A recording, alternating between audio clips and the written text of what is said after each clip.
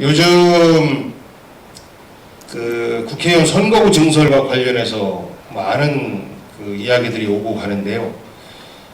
그러면은 그 시장의 입장은 뭡니까? 하고 물어보는 분들 많습니다. 당연히 증설이 돼야 되겠죠. 근데 그 돼야 되겠죠라고 하는 당연의 전제는 기준이 정해졌을 때 이야기입니다. 헌법재판소 판결대로 표 등가성의 2대2를 유지하고 지역구를 현재 개수를 유지한다면 우리 지역은 당연히 증설될 것으로 저는 확신합니다. 하지만 그렇게 되지 않고 지역구 숫자를 줄인다든지 비례대표 숫자를 늘린다든지 이런 일들이 발생하면 우리는 그 기준에 충족되지 못할 수도 있을 겁니다.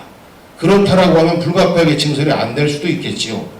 다만 지금 우려하고 있는 것이 과거처럼 기준이라고 하는 것은 찾아볼 수 없었던 정치권 내부의 정당들끼리의 줄다리기 속에서 정치 소외 지역에 대한 일방적인 어떤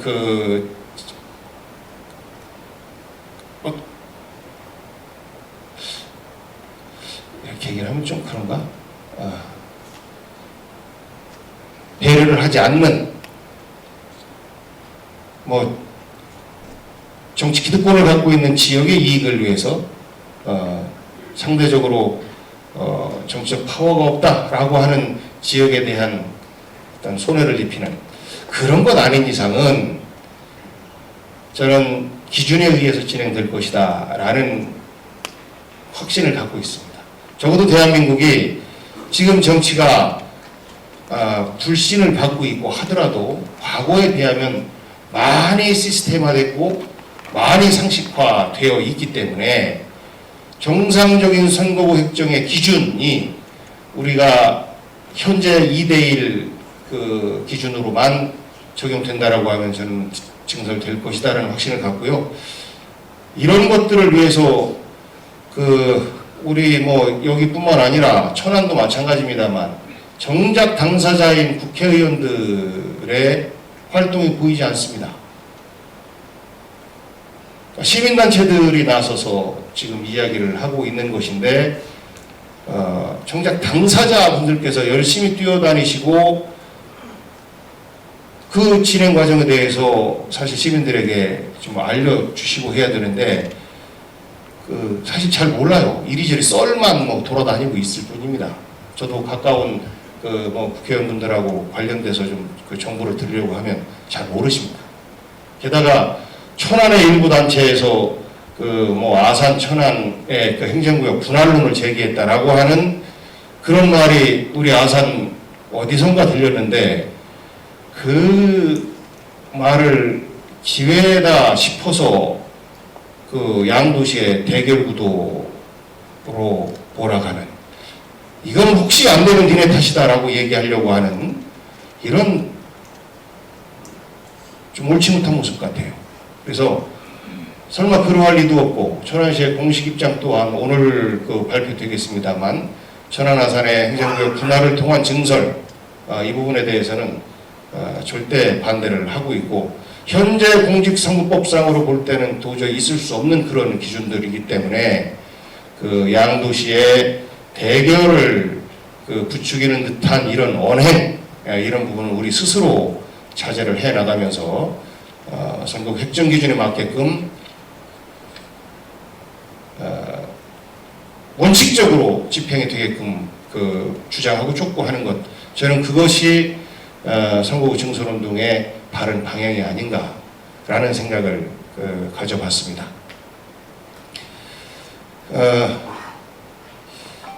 공무원 한 사람이 지역사회, 국가, 역사에 미치는 영향은 정말 지대합니다. 그런 사례들은 세계적인 우수한 사례들 뿐만 아니라 우리 지역 내에서도 아마 있었을 거예요. 기억이 생생하진 않습니다만 아주 옛날에 현대자동차 준공사업을 할 때 우리 고 팀장님이신가요? 토지관리과? 저도 언론에서 봤는데 한 사람의 공무원이 부당한 것을 바로잡기 위해서 덜 부과된 세금을 더 부과하기 위해서 노력하는 것. 어떤 압박과 회유에도 불구하고 나의 역할. 그 부분은 제가 그 전에도 여러분들께 말씀드렸던 것처럼 국가로부터 위임받은 유일한 책임이 여러분들께 있는 것이기 때문에 그 책임을 가진 공무원 한 명이 어떻게 하느냐에 따라서 정말로 큰 결과의 차이를 가져올 수 있다고 생각합니다. 저는 반행정 반정치라는 표현이 맞죠. 그 가운데서 더 보람 있는 것은 아까도 말씀드렸던 것처럼 실질적인 권한과 책임을 가지고 일을 하는, 그래서 제가 살고 있는 우리 지역에서 예를 들어서 오른쪽 길과 왼쪽 길 중에서 어떤 것을 먼저 뚫어야 되느냐, 고통스러운 선택 과정이지만 어떤 것을 선택을 해서 그것이 완성되는 모습을 봤을 때 정말로 일하는 행복을 느낍니다. 우리 어르신들이 마을에 가면 제풍등이 두들겨 줍니다. 이쁘다고, 효도한다고. 우리 시민들이 낸 세금으로 어르신들께 목욕표 효도 정책 시행하고 있는 거지만 그렇게 칭찬받고 할 때 정말로 보람을 느낍니다. 지위가 시장이냐, 국회의원이냐, 대통령이냐 이런 것이 아니고 내가 어떤 일을 하느냐, 저는 그것이 가장 중요하다라고 생각을 합니다. 얼마 전에 제가 이제 인터뷰를 통해서 지금 이 시기에 우리 아산에는 국회의원보다 오히려 시장이 더 중요하지 않느냐라는 말씀을 드렸던 적이 있습니다.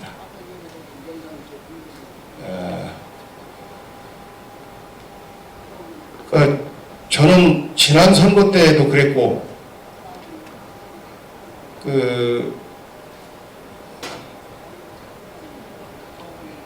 임기 중간에 뭐 말을 갈아탄다?